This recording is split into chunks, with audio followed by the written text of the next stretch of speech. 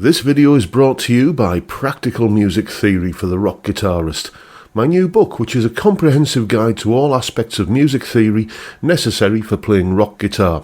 From blues to the cycle of fifths, from understanding and using modes to choosing the right notes for a melodic solo, from pentatonic scales to chord construction and keys. It's all covered in a clear and concise manner. With accompanying video demonstrations, jam tracks and tabs, you'll learn to use the knowledge you gain in accessible ways that make sense for less than the cost of a few guitar lessons. Check out the link in the description for more details.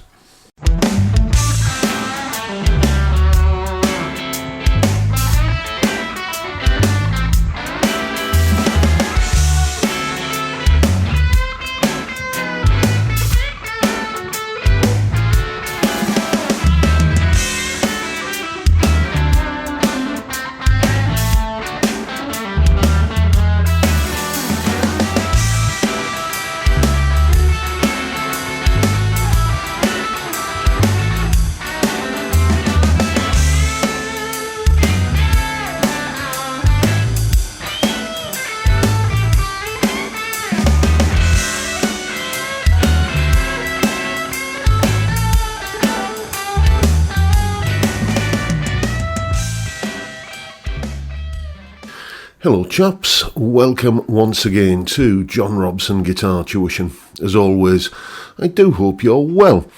That little solo there was me doing something that hopefully illustrates the point we're going to be talking about today, because today being Wednesday we are looking at a viewer's question, and today's question comes from a viewer who is also one of my students, and well, basically he got in touch with me because we've been doing some stuff on blues rhythm guitar playing, specifically using ninth chords. And he sent me an example of him playing, luckily enough, on video. He often does that. And, he was quite pleased with it, but then he said, yeah, but the thing is, whenever I try to play some lead over the top of it, it just sounds messy and cluttered.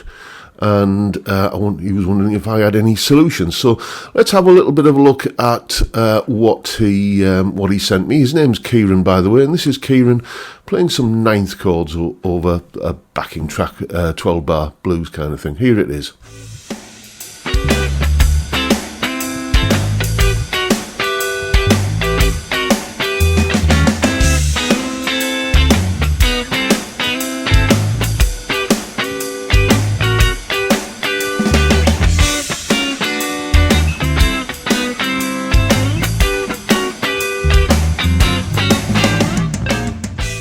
So, taking a little bit of a look at that, the first thing that struck me was, well, yeah, his timing is a little bit off in places, and that's a work in progress, and we are getting on with that in the lessons, various techniques. But that's not what we're really talking about today.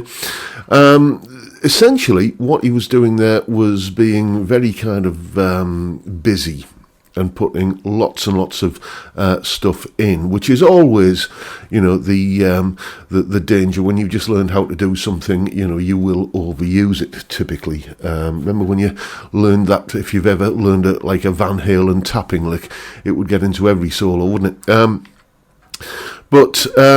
So what I did was I said, well, okay, if you're playing live, if you're playing lead guitar with a rhythm guitarist, or if you're the rhythm guitarist and you are playing with a lead guitarist, what a natural thing is happening that you're not even conscious of. You're listening to each other and you're reacting to each other, but obviously, and kind of making space for each other and not getting in each other's way.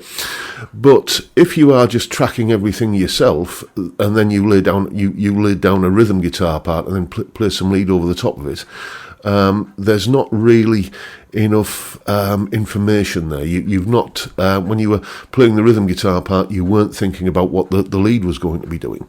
So the advice I would give is play the lead guitar part first, like this.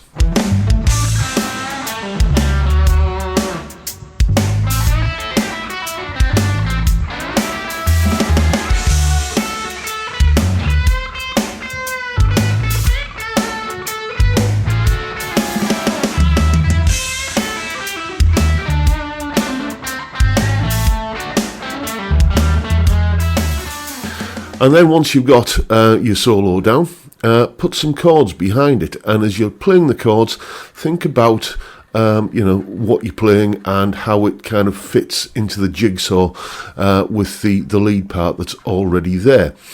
And that might sound a bit like, well, what you heard at the beginning of the video. So let's hear a little bit of that all over again.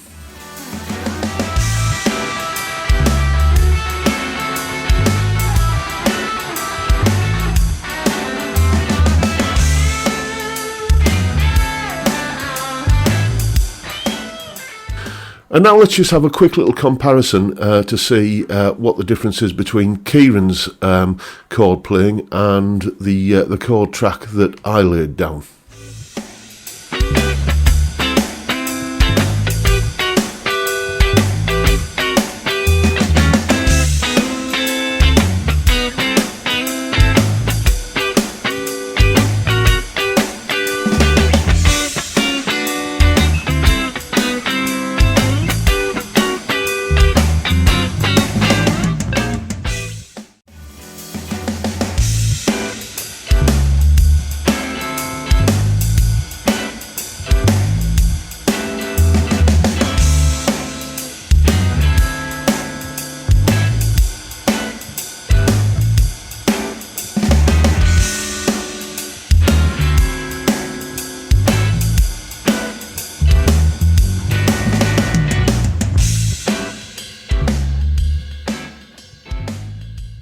Hopefully you can hear that it's a similar kind of thing, but there's much more space and much more room for the lead guitar part to breathe in what I played. So, yeah, simple fact of the matter is you don't need to play everything all the time.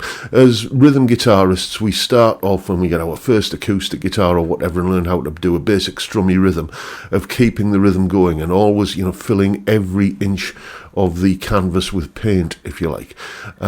When you're in a situation where you've got bass, drums, lead guitar, maybe another rhythm guitarist as well, or keyboards or something like that, you do need to back off a little bit and not be paranoid about kind of not playing for half a bar or in some cases a full bar.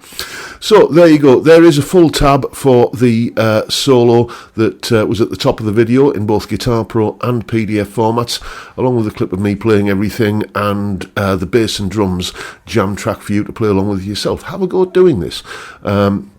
Have a go at kind of recording the lead guitar part first, then fitting the rhythm guitar part underneath it. All of that is up on my Patreon page. There's the address, and the link is in the description. $3 a month gets you access to all of these additional goodies that go along with these YouTube videos. And a massive, massive thank you to everybody who supports me in that or any of the other ways, all of which are linked down in the description. And of course, a huge, humongous thank you to Kieran for, not only allowing me to use some of his lesson material in this video, but actually for suggesting that I made this video as well, because he was conscious that if he's struggling with something, then other people might be as well, and that is very gracious of you, Kieran. Thank you so much. But that's pretty much the video for today, folks. Hope you found it useful and informative in some small way, and if that's the case, please hit the subscribe button and the notification bell if you haven't already done so. Why not drop me a like as well while you're at it? Don't forget the live stream every Friday, 5 PM UK time.